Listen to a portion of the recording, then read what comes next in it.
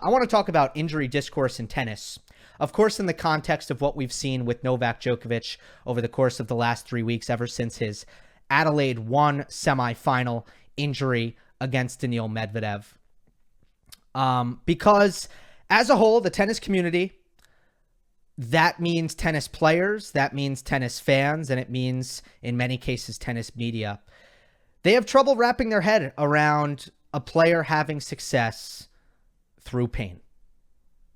Somehow that's very, very difficult for people to get their head around. And for some reason, it's very difficult for people to find a happy medium or an acceptance that there is an injury, and at no point has it been debilitating enough or severe enough to get Novak to, well, first, stop playing his semifinal against Medvedev, pull out of the final against Korda, withdraw from the Australian Open, lose to Enzo Cuoco, lose to Roberto Carballes Baena, lose to Grigor Dimitrov, retire from any of these matches. At no time was it bad enough for that to happen. That doesn't mean it doesn't exist. Now, how do we explain how it's better? Well, he's explained it. First of all, here is a guy in Novak Djokovic who is adverse to many aspects of Western medicine, including pain-killing and anti-inflammatory pills. He likes to be natural. This is how he treats his body, how he chooses to treat his body, which is fine. But in some cases, that may affect how he's kind of dealt with this injury.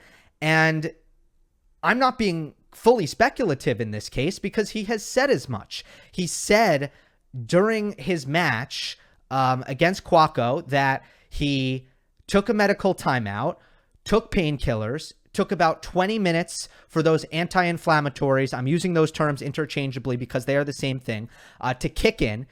And then once they kicked in, he was fine.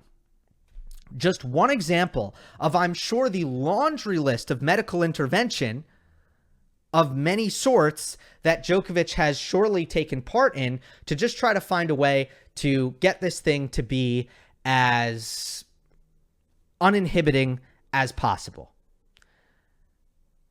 And in reality, that's not that hard. Like, I'm not having to reinvent the wheel to figure this out, but it's hard.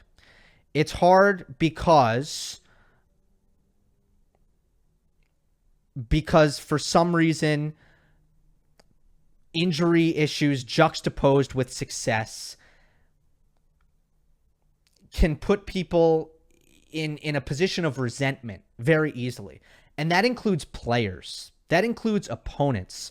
That includes Daniil Medvedev, who mocked Djokovic for stretching his hamstring constantly in that semifinal match in Adelaide. That includes Alex de Minaur, who leaves the court after getting pretty much embarrassed and kind of gave this wry, sarcastic answer of, it's kind of interesting that Djokovic has this injury. It's an interesting thing, right? As if to just cast a little bit of doubt on if the injury exists or not. Well, I understand, because in Medvedev's shoes, in de Minaur's shoes, and they are hardly the first to do this. I see this across all levels of professional tennis all the time. It is a common occurrence when a player takes medical timeouts, shows on the outside that they are compromised, and still wins. The player who lost is pissed. The player who lost is salty, because not only did they just lose, and that in itself is an agonizing experience, but they just lost to a player who is exuding publicly the fact that they are actually not at 100%, which just makes it more humiliating. So you need to approach it with some understanding from that perspective. And, from that standpoint, they have a point of view where it is difficult to accept that perhaps Novak's just playing through a little bit of pain. He is playing through an injury, and you still lost. Difficult to accept. Also difficult for fans to accept. Fans who do not want to see Novak Djokovic succeed. Difficult for them to accept that. Easy for them to say or to accuse a Novak Djokovic of being unsportsmanlike and somehow finding that valve to win. Although it comes across as pretty baseless when you're looking at an opponent like Enzo Cuoco, an opponent even as good and skilled as Grigor Dimitrov, or Daniil Medvedev up 5-2 in the first set when the injury first occurred. To think that is what Djokovic needs to try to do going into this match, to think that would be worth it for him, to think that it would be worth it for Novak to not move well, to play at a poor level for portions of those matches, and to think that would somehow be advantageous makes very, very little sense. Now, what Djokovic said after getting wind of what de Minaur said, or I don't know if it was actually about Alex specifically, but he said, quote, "Only my injuries are questioned. When some other players are injured, then they are the victims. But when it is me, I am faking it." It is very interesting. I don't feel that I need to prove anything to anyone. Last sentence aside, it's besides the point. Novak's actually wrong. I don't think he's correct. Not only his injuries are questioned. Rafael Nadal's injuries are constantly questioned. And as I said, whenever a player takes a medical timeout and wins, there's usually some negativity applied to that player. And Victoria Azarenka talked about the incident against Sloane Stephens in, I think it was 2012, and said that she has kind of identified or related to Novak and what he's dealing with this tournament, because that was an occasion where Azarenka, I think she said since, was feeling chest pain, was looking like she might have been blowing a lead at the end of that semifinal match, took a medical timeout, ended up winning the match, experienced severe blowback for it. And that's just how it is. Nadal has dealt with it. Djokovic has dealt with it. Ultimately, if you are going to outwardly reveal an injury and have success, people are not going to be able to handle that.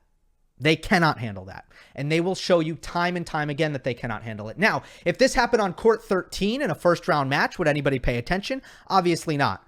But we're not dealing with that with Nadal and Djokovic. We are dealing with players who have the ability to win major titles. And I've even seen comments that are like, only Djokovic can win the Australian Open through an injury like this. Only Novak. What's going on here? Isn't that strange? Isn't that strange that this only happens with Djokovic? Hold on. Only Djokovic can win the Australian Open through injury?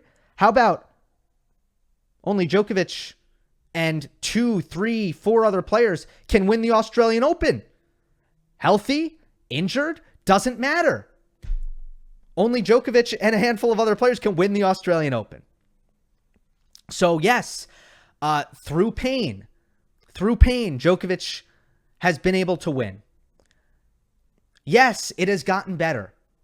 Likely because there have been some medical interventions that have been effective, just like with Nadal at last year's Roland Garros. How did it get better? Magic. Unbelievable. Must be faking. No, science, medical intervention made it better. Right? This is the reality here. These are the realities. But the discourse is broken. I will say, by the way, I do want to add last point on this, then I'll get to the comments. This is a rare case, and I am willing, and I understand from a Djokovic perspective, I have said it time and time again, there have been many incidents that he has been involved in, particularly that involved politically charged issues, which have, in my opinion, been covered by many corners of the media quite unfairly. The Adria Tour, I don't think was covered well. I thought a lot of the coverage was pretty off in that respect, in terms of just being fair. The Australia situation last year, a lot of places, especially mainstream non-tennis media, a lot of bad coverage. The comments at the Olympics about Simone Biles, lots of bad coverage. All those things true. I understand that there's some trauma there, and there's a lot of distrust, not just with Novak, but with Novak fans when it comes to the media. This is one issue where I don't think the media is the problem. And this is why I'm kind of concerned. It's one thing where if I talked to Novak, I would ask him this question.